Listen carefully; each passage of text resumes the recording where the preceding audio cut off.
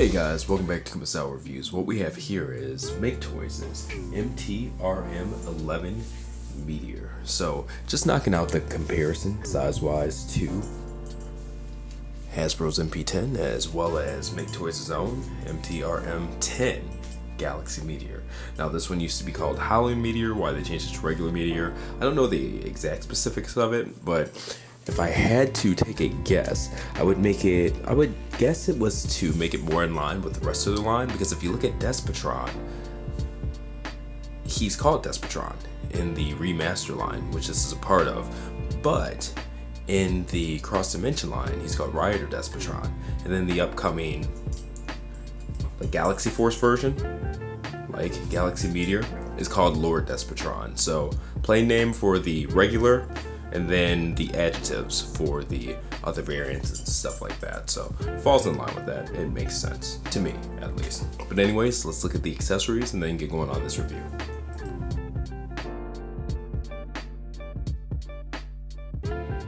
All right, let's go ahead and get a height for you guys. He is about 8¼ inches tall from my view. Again, 8¼ inches. That puts him at good height under Optimus, which is around 9 inches. Okay, and before I get started with the top to bottom, bottom to top, I just wanted to look at the face, because one area of concern for a lot of people was the quote-unquote black face, not using any derogatory or offensive tense. So no, just his face comes off very dark in pictures, but in hand it's actually a darker shade of gray, to where his helmet is black. And I don't know how easy it is for you guys to tell here on camera. I'll try to bring the camera up a little bit closer, see if I can still focus. But even right now, you know, it looks dark to me even when I'm looking through the viewfinder, but it offsets the helmet actually very, very well. So in hand, it's absolutely perfect. I would not change it at all. It does not look dark or just like the shadow face or anything like that. So you have nothing to be worried about if you purchase this one. So giving you guys the rest of the view here. And alright, looking at the back side, if you guys haven't noticed, this is very cartoony. Not a lot of fine panel lining or anything like that. And the articulation on this guy is pretty nice. So not a lot of up movement, but definitely downwards. Full 360 there. Alright, good shoulder articulation. And it just moves smooth, no ratchets or anything like that, just good smooth friction. It's really strong. Alright, you got that double jointed elbow there. There's play in the null raise too. Alright, now this does have soft clicks at, I guess, would it be every 90 degrees? Yeah. But the waist has full 360, and you can leave it anywhere you want, and it holds well too. Alright, now the skirt pieces do move, both the sides and the front. You can do the splits. This back flap moves out of the way. You can go all the way back, okay? See if you can go all the way forward too. This is my first time actually trying this. Yep. Then good bend at the knee, well past 90 degrees. Good ankle tilt. And there is some play in the foot there too.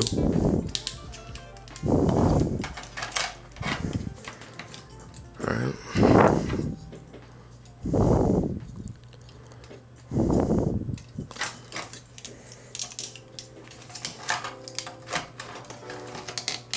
And getting posed. And he does have some play in the ab area in terms of crunch, but not enough to really call it, I guess, ab crunch. Alright, go. See if I can't get these feet balanced. Alright, there we go.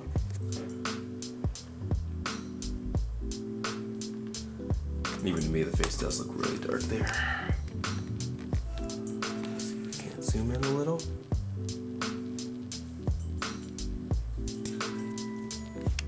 Alright, and there you go, all posed up. Alright, now checking out some of the alternate faces here. First, I will, for all of these, you just pop the head off the ball joint. I'll show you the choking alternate head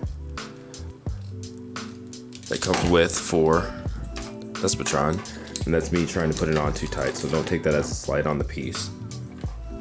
But I don't want to edit it out because it could happen to you. This just clips back on. That's it. There you go. Alright, so back to what we were doing. I guess I'll stabilize that a bit more. Just pops right over the ball joint there. And I actually pressed it down too hard. Yeah, let's see if we can bring the camera up. Alright. And again, this is for Despotron. His hand comes out. Oh, I'm breaking everything here. And just goes right back on. He's got that agony face. Alright, now taking that off. He has two alternate faces. Alright, so it's easy. And I know some of you guys, maybe with smaller fingers and stuff like that, might be able to get this without even taking it off the ball joint. I have to though. Just pop it at the chin there.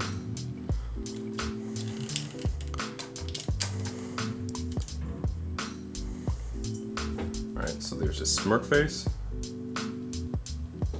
And I like these a lot. The faces a lot better than Galaxy Meteor. And, you know, if you're wondering, I honestly think that they're equally as well made toys, Meteor and Galaxy Meteor, but I think my bias towards Cybertron, because it's honestly just it for me. It's like my G1 when it comes to Transformer series in terms of just having that nostalgia and actual attachment to it.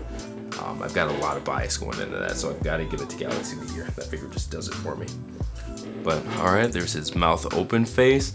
Now the eyes are pretty straight, so you could kind of use it as either a yelling or like I'm gonna get you kind of face. It could be surprised, but it's pretty neutral. I dig it. The faces on this are really well done. Guys, and for the transformation here, I'm gonna go by the instructions as much as I can. There are certain things that I might improvise, so yeah. But anyway, getting started. The null rays come off because of course they're gonna end up on the wing. Now I don't remember, it's been a while since I've had the mold, but did they implement something to where on the MP11 modes to where it could be transformed without removing the null rays? You guys answered that one for me. I don't remember. I had it, but it's long gone since. Alright. And this back piece here, just kind of separate that. Now he's got his obliques, or whatever you want to call the sides of his waist. Just unlock those there. They're tabbed in. All right. I'm gonna move that out because it's kind of hitting the glass and annoying me. All right. And from there, you take this and you kind of just move all of this up. You'll see the piece that I'm talking about when it all comes out, but this is where you want it. All right.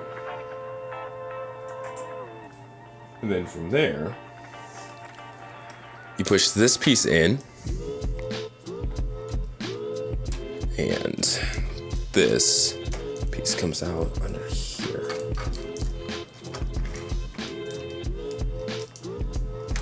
All right. So now you've got that piece flipped down, and you just flip it back up. All right. So up here, I'm just looking in the camera real quick, making sure you guys can still see it. It's up there. You can see how it all goes together.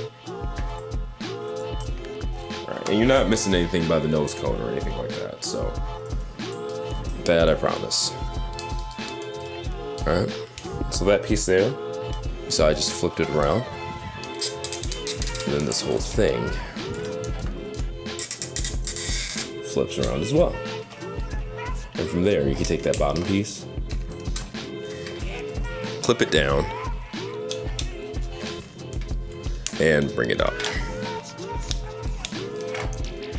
just so you guys can see. And we'll do some adjusting or whatever when it comes time to, you know, start getting it all pieced together. But that's what you've got so far.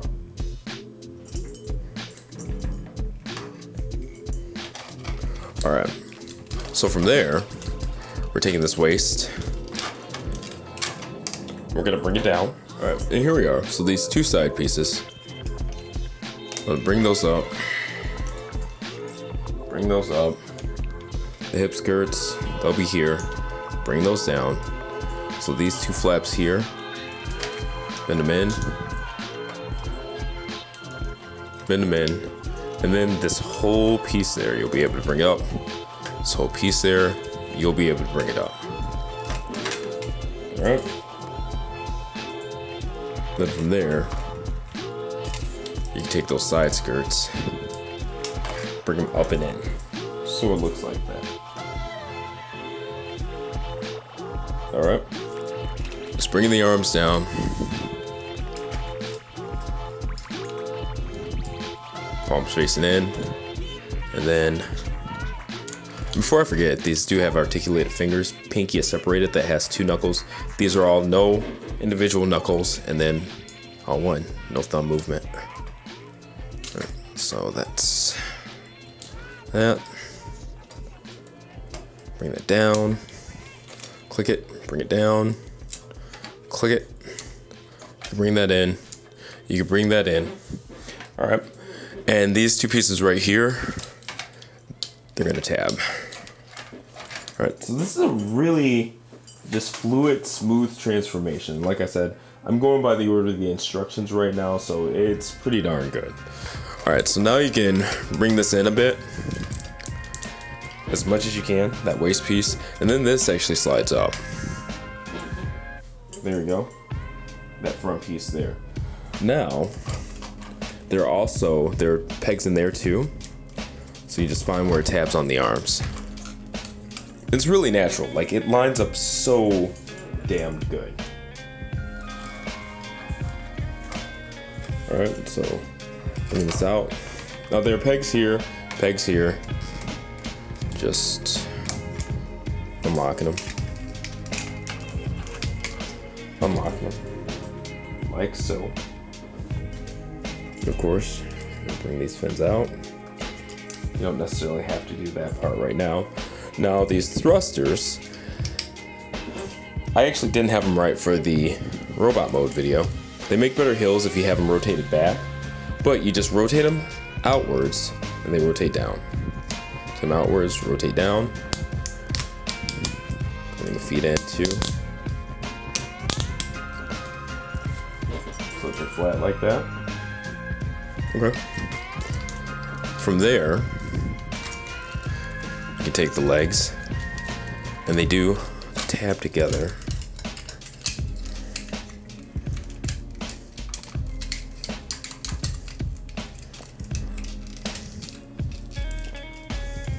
All right. Then you bring those parts back.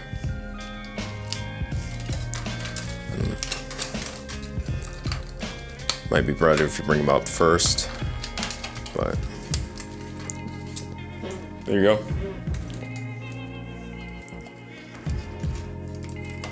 And these two pieces just slide back up like so. Now there is a gap there, and that's actually supposed to be there. All right. So these wings here, they flip. Gotta bring them down.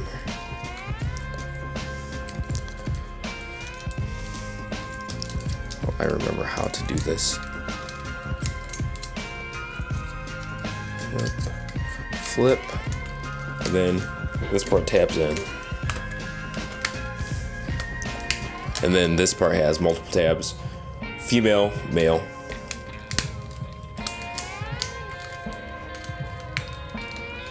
All right, bring those into the wings out. Same thing on the other side.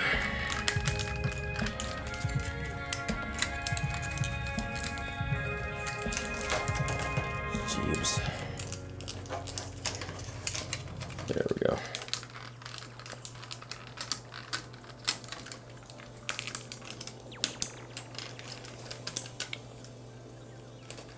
It's admittedly kind of tough to do.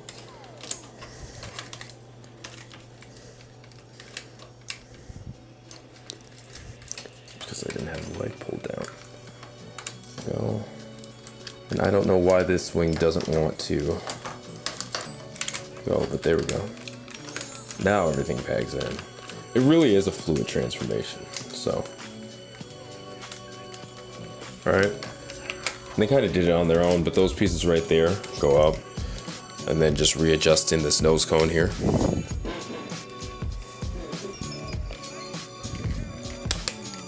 There we go. Alright. Straighten up the fins here.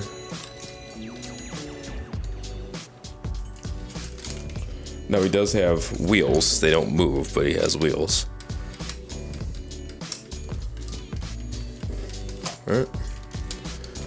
Make sure that's tapped in too. And then these extend too.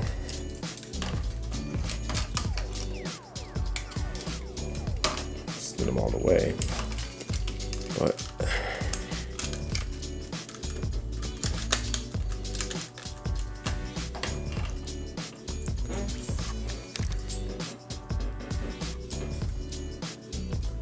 there we go. Now one thing I did forget to do was attach the no race. They just peg into the bottom of the wings. That's pretty straightforward. I don't think I need to make a clip of me pegging those in. But here you go. It's pretty straightforward jet mode. And I'll only show it on one side, but it does have the option to where if you want to give it the look of that missile launcher instead of the null race, you just attach these shorter pegs instead. I'm not the biggest fan of that, but they're there if you like it. So you can see how they look in comparison to each other.